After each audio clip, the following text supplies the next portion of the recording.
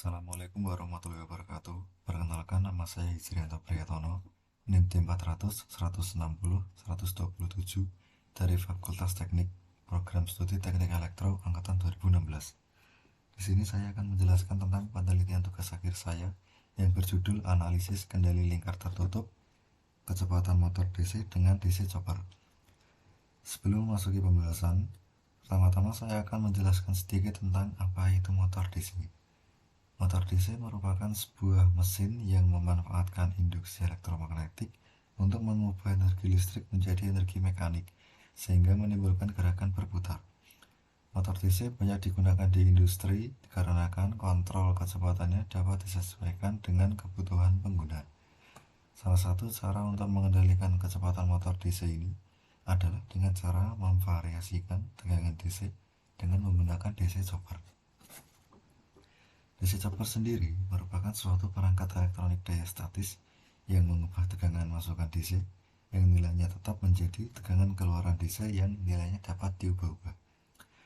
Dalam mengendalikan kecepatan motor DC, saya menggunakan controller PID sebagai pengontrol kecepatannya. Aplikasi yang saya gunakan untuk melakukan simulasi dan percobaan adalah MATLAB. Tujuan saya dalam mengerjakan penelitian ini adalah untuk meneliti lebih lanjut mengenai pengendalian kecepatan motor DC. Berikut ini adalah blok diagram rangkaian pengendali kecepatan motor DC dengan DC chopper yang saya kerjakan.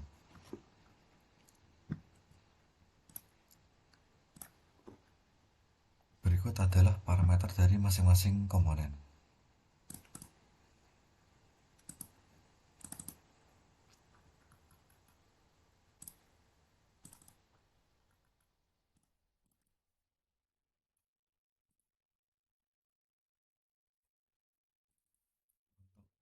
DC saya menggunakan preset model 5HP 240 volt 1750 rpm dan field sebesar 150 volt, dan parameternya adalah sebagai berikut.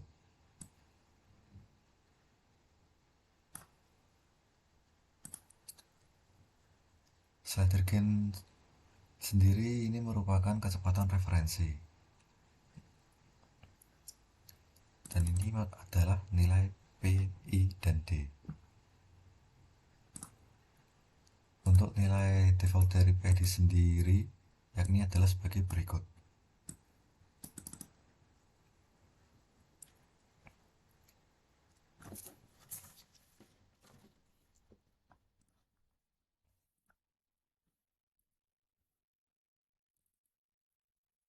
Mana nilai P, I, dan D ini didapat?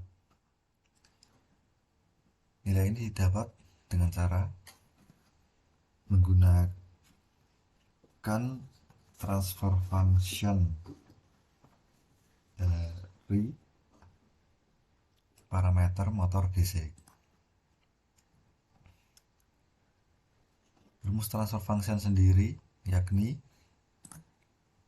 adalah sebagai berikut.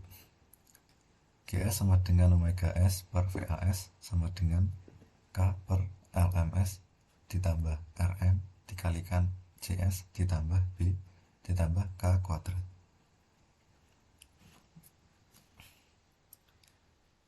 Di mana LM sama dengan LA plus LF dan RM sama dengan RA plus RF. Untuk mencari nilai transfer function dari persamaan ini, saya menggunakan editor pada MATLAB.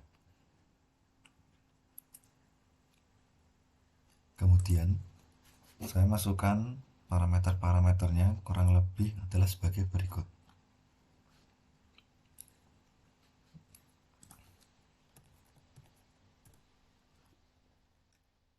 Setelah dimasukkan semua parameter-parameternya, kemudian kita run, dan nilai transfer functionnya adalah sebagai berikut.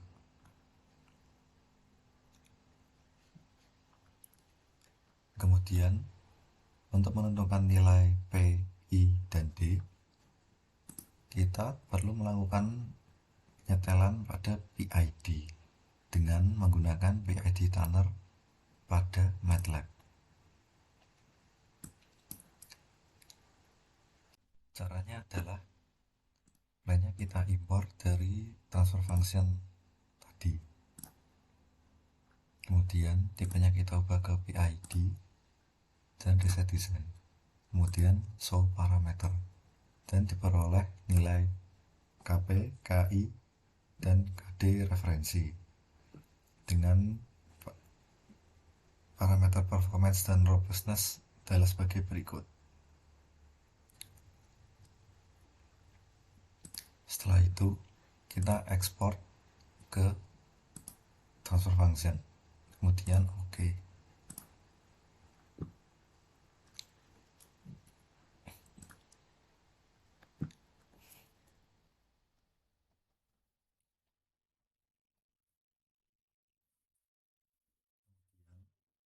Kita mencari nilai KP, KI, dan KD yang sesungguhnya.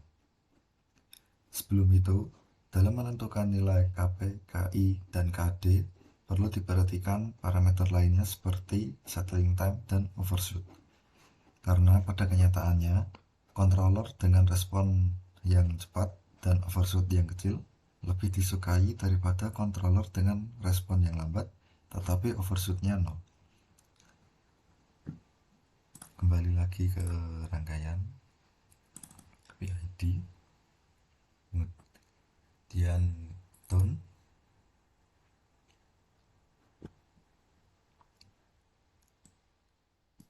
lainnya kita impor dari transfer function, dan ini adalah perbandingan dari PID referensi dengan PID yang sebenarnya. PID referensi sebelah kiri dan PID yang sebenarnya sebelah kanan. Bisa dilihat perbedaan antara settling time dan overshoot. Settling time sebelum dicari dicari nilai yang sebenarnya sebesar 8,53 second, dan setelah dilakukan penyetelan diperoleh nilai sebesar 2,58 second, yang mana ini adalah sangat bagus menurut saya.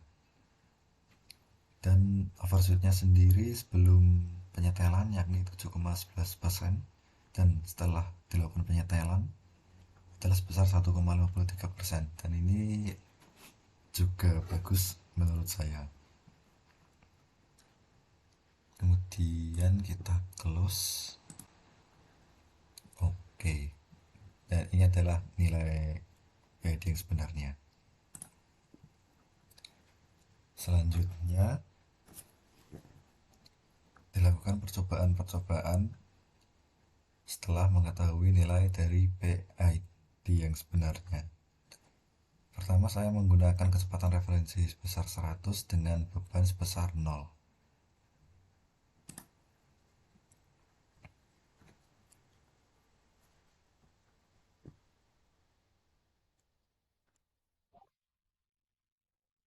Kita lihat,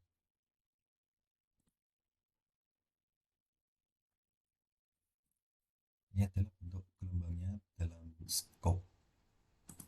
Untuk mengetahui lebih detailnya, kita ketik dashboard, kemudian tarik, klik 2 kali, kemudian kita pilih jalurnya dari speed dan armatur current, apply, klik, terus kita run lagi.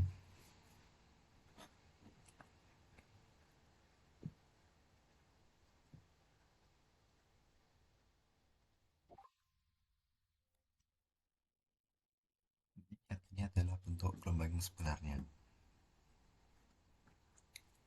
Kemudian kita coba dengan speed sebesar 100 dengan nilai bebannya sebesar 1.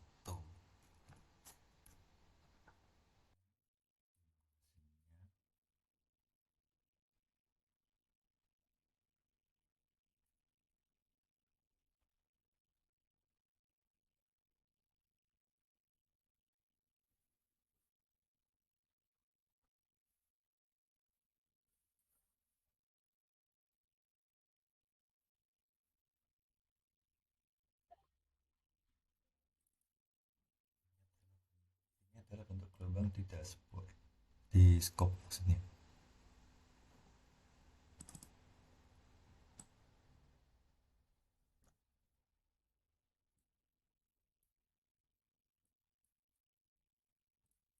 Selanjutnya kita coba kecepatan referensi sebesar 150 dengan beban yang sama.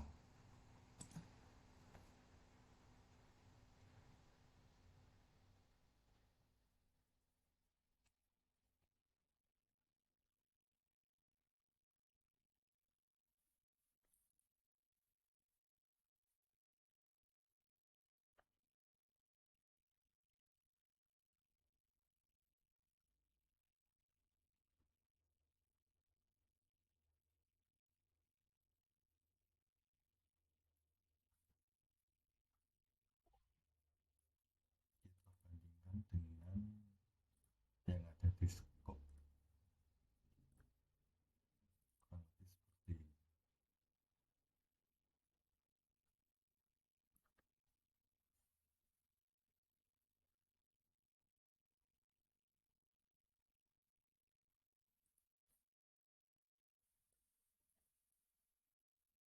Kira-kira cukup sekian mengenai tugas akhir yang saya buat. Jika ada kekurangan, saya mohon maaf. Semoga tugas akhir saya ini bermanfaat bagi kita semua. Terima kasih telah menonton. Semoga kita bisa berjumpa di lain waktu.